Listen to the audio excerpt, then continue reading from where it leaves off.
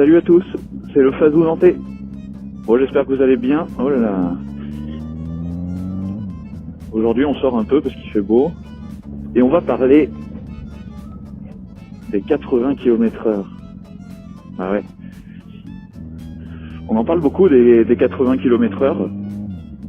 C'est 18 mesures qui ont été prises il y a pas longtemps là, par rapport à la sécurité routière. Bon, il y en a quelques-unes qui sont bien, qui sont par rapport aux piétons, à la sécurité des piétons par exemple, à l'excès d'alcool, au téléphone au volant qui pourrait être vidéo-verbalisé. Donc il y en a quelques-unes qui sont vraiment bien. C'est à gauche que je vais moi. Hop. Donc pour revenir aux 80 km/h, bon il y a des arguments pour, des arguments contre. Je sais pas de ma personne si ça peut réduire la mortalité. Bon, ceux qui sont pour diront que oui, bien sûr. Par contre, par rapport à la sécurité, en moto, moi, je serais pas forcément très rassuré d'aller à la même vitesse que des poids lourds, par exemple. On le voit en ville, hein. On est souvent à 55, bonjour, on est souvent à 55, 60 plutôt que 50, mais toujours un peu plus fluide que le reste des usagers, pardon. Et ouais, niveau sécurité, je suis pas très sûr. Bon, par rapport à la pollution, n'en parlons pas, clairement. La pollution sera exactement la même, les gens vont rouler forcément un peu plus longtemps. 30%, c'est ce qu'ils annoncent, ça c'est clairement faux, je pense pas. Kilomètre-heure, 30%, c'est pas possible. Donc non, je pense qu'ils nous ont pondu ça parce que, bon, en effet, il y a toujours trop de morts sur la route et il y en aura toujours trop, mais c'est aussi une bonne façon de faire du fric, hein, parce que il est dit, bon ça c'est pareil d'où ça sort, on sait jamais vraiment d'où ça sort, mais en tout cas c'est là. Il est dit que les radars flasheraient 4 fois plus qu'aujourd'hui, donc c'est clair que ça fait forcément du chiffre en plus. Moi ce que je vois c'est que ça fera aussi beaucoup de retrait de points, de retrait de permis, peut-être de chômeurs aussi du coup. Enfin, je suis vraiment pas pour cette mesure, mais c'est pas la pire je pense, hein. Quand on voit que dans les 17 autres mesures, il y a par exemple, parce que c'est qu'un exemple, le limiteur de vitesse qui serait bonjour, le limiteur de vitesse qui serait relié au GPS, traçable par la police. Pour l'instant, c'est aussi que pour ceux qui sont récidivistes sur les vitesses excessives. Ils pourront rouler si leur véhicule est équipé de ça. Le truc, c'est que voilà, s'ils dépassent, le lendemain, ils n'ont plus de permis. Si à long terme, on se retrouve tous avec des voitures ou des motos, hein, ça peut être faisable aussi pour eux, des véhicules qui sont équipés de GPS reliés tout de suite à la police, eh ben, on n'est pas sorti de l'auberge. Hein. On n'est pas sorti de l'auberge. Parce que des excès de vitesse, on en fait tous qu'ils soient dangereux ou pas, parce qu'il y en a qui sont raisonnables, qui sont conscients, mais voilà, on double, on est à 96 ou 90. Voilà, c'est tout. C'est une façon pour eux de nous amener la chose. C'est un peu négatif hein, comme vision des choses, mais je pense que c'est à long terme, ça pourrait être ça.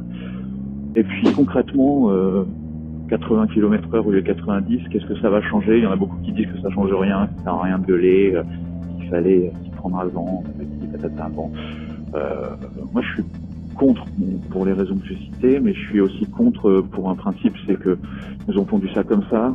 Et même les députés n'ont pas été questionnés hein, sur la chose. C'est un peu la façon, allez hop, en juillet ce sera 80. On se base sur des sources, on ne sait pas forcément d'où ça vient, qui sont principalement faussées, sûrement, parce que bon, 30% par exemple. Voilà. Il est prouvé que dans certains pays qui roulent plus vite, il y a moins de morts. Hein, voilà. On donne l'exemple de l'Angleterre, souvent qui sont près des 100 km/h, je crois. Le Danemark qui est passé à 80 il y a un an et qui est en train de repasser à 90 parce que ils ont pas constaté de changement ou des changements mais négatifs peut-être. Donc je suis pas sûr de la chose. Et qu'est-ce que ça va changer pour nous? En effet, si on continue à rouler normalement, ça changera pas grand-chose sur la pratique. Par contre, tu te fais choper à 96 au lieu de 90, c'est pas la même chose que si tu fais choper à 96 au lieu de 80, quoi. Donc forcément, ce sera un peu plus, ça piquera un peu plus, quoi, en cas d'excès de vitesse. Et puis, ben, moi, je suis pour aller faire des manifs ou de la prévention, hein. Même les automobilistes se regroupent un peu, je vois, dans certaines régions. Je suis pour ce genre de pratique parce que, bah, ça, il faut au moins montrer, même si ça changera rien, il faut au moins montrer que c'est dégueulasse et que c'est pas une façon de faire, quoi. C'est pas une façon de faire. Parce qu'en fait, si on dit rien, on accepte, quoi. Donc je pense que ce qui serait bien, c'est aussi d'en parler aux députés. Il y en a certains qui le font. La FFMC 44, par exemple, je sais qu'elle va écrire aux députés. Est-ce que c'est la bonne solution? Je sais pas, je suis pas sûr que ça change, mais par contre, au moins leur dire que bah ils ont leur mot à dire, quoi. Merci. Pourquoi tu es au milieu de la route? Oui, je pense qu'il faut se mobiliser pour ça, parce que sinon toutes les mesures envisagées et les futures, dans quelques années, futures mesures qui vont nous pondre comme ça, si on reste à rien dire au moins, eh ben on va se les taper pour sûr, quoi. Cours, sinon je t'écrase.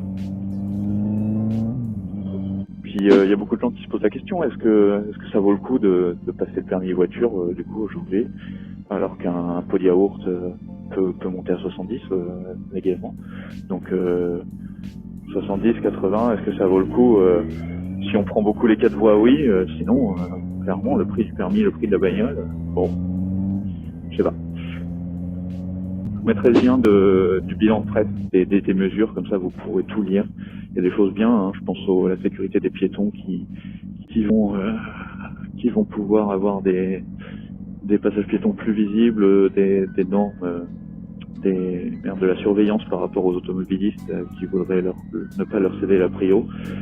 Ça peut être bien. Il y aura aussi des mesures pour les gens malvoyants, malentendants au niveau des feux de piétons, un peu plus j'allais dire un mot, mais c'est une mauvaise blague.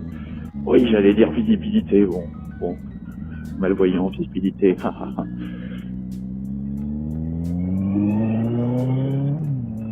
Voilà, ça c'est mon avis sur ces mesures.